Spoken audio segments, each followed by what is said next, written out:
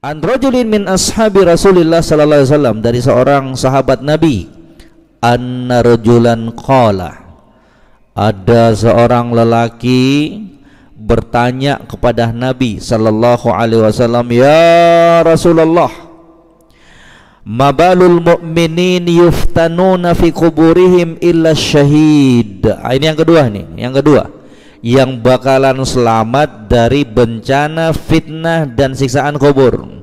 Kata lelaki ini, wahai Rasulullah, kok bisa semua kaum mukminin itu akan ditanya, ya, akan diberikan dan dilontarkan pertanyaan di alam kuburnya, ya, ada di antara mereka akan merasakan siksa kubur, illa syahid.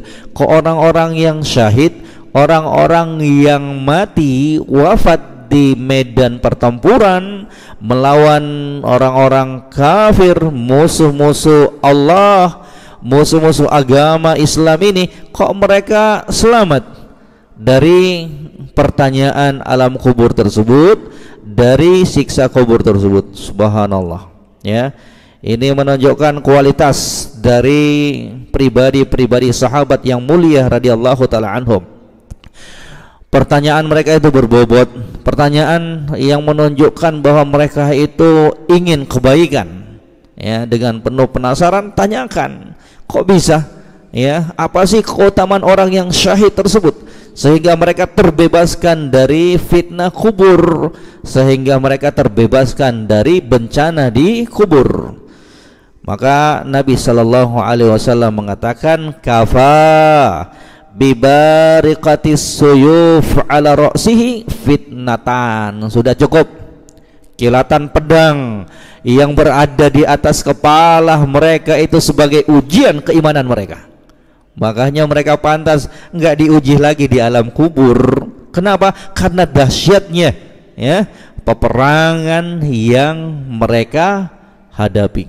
Wah, perangnya dulu itu jamaah sekalian langsung berhadapan, ya, bukan seperti sekarang ini nembak langsung sembunyi lagi di tembok, bisa minum-minum lagi kalau haus, ya, bisa ngobrol dulu. Dulu itu betul-betul ujian keimanan, langsung berhadapan, ya. Maka kata Nabi menjelaskan mengapa orang-orang yang wafat di medan pertempuran, di ma'rakah, di peperangan jihad fisabilillah, itu sudah terselamatkan dari fitnah kubur, dari bencana kubur, karena dahsyatnya kejadian itu. Cukup katanya bibarikati suyuf ala ra'sihi fitnatan, sudah cukup kilatan pedang, ya, ketika dia berhadapan dengan musuh itu kilatan pedang dengan pedang ada kilatannya, itu udah cukup, ya, sebagai fitnah dan ujian, menunjukkan kejujuran keimanan mereka kepada Allah Subhanahu wa taala. Coba kalau ada orang yang penyakit di hatinya, lihat musuh kabur, apalagi baru nikah, ya, apalagi ladangnya itu, sawahnya ataukah kebunnya itu baru saja udah mau mulai dipanen, itu kan fitnah terbesar bagi orang, ya. Kabur, ya, entah dengan beribu macam alasan, ya, itu dosa besar tuh, dosa besar. Kalau sudah bertemu dua pasukan kaum muslimin dengan orang-orang kafir, kemudian ada di antara kaum muslimin yang kabur, wah, itu dosa besar tuh, dosa besar. Kecuali dia pergi meninggalkan pasukan tersebut untuk bergabung dengan pasukan lainnya, mengatur strategi, itu dikecualikan. Kalau dia kabur dari medan pertempuran ketika bertemu dua pasukan kafir dan muslim, maka itu teranggap sebagai dosa besar, ya. Ini dari keutamaannya jamaah sekalian yang kami muliakan rahimani wa rahimakumullah, ya, syuhada, orang-orang yang wafat di medan pertempuran, ya. Kata Syekh Al-Utsaimin alaihi rahmatullah dalam sebuah fatwa beliau ketika menjelaskan mengapa syuhada, orang-orang yang wafat itu tidak lagi diuji di alam kuburnya, mereka aman di dalam alam kuburnya. Kata beliau, amma syuhada alladzi qutilu fi sabilillah fa innahum la yus'alun. Kehebatan, keutamaan untuk orang-orang yang wafat di medan tempur, tidak ditanya lagi man rabbuk wa mahdinuk wa man nabiyuk.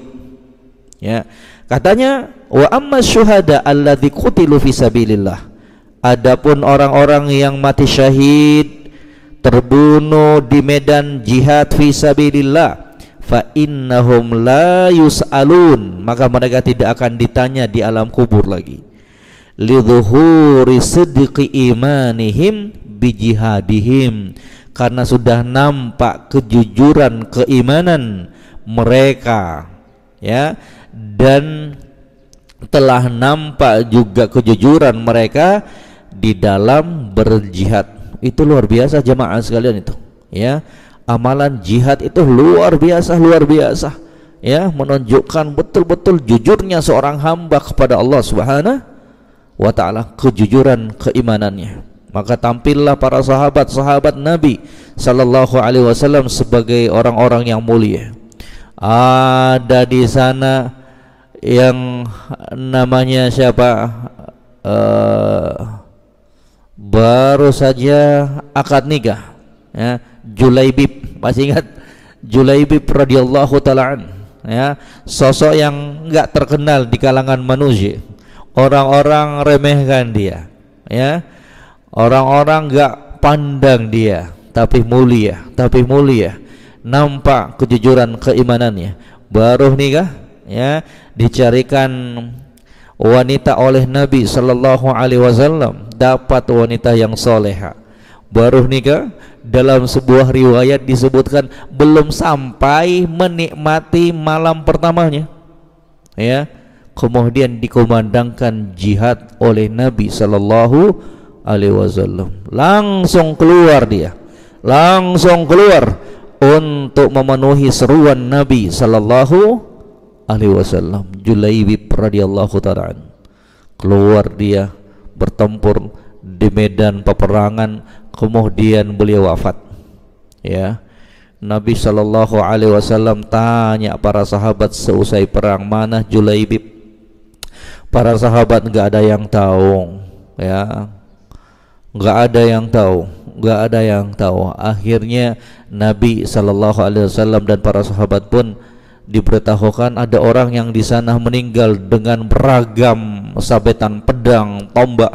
Setelah itu Nabi melihatnya, ternyata itulah Julaibib. Nabi sampai menangis bersedih. Kata Nabi sallallahu alaihi wasallam, wahai Julaibib, engkau adalah bagian dari aku dan aku adalah bagian dari kamu. Subhanallah, ya, subhanallah, ya. Bayangkan, belum, ya, itu disebutkan dalam satu riwayat itu belum menikmati malam pertamanya, ya.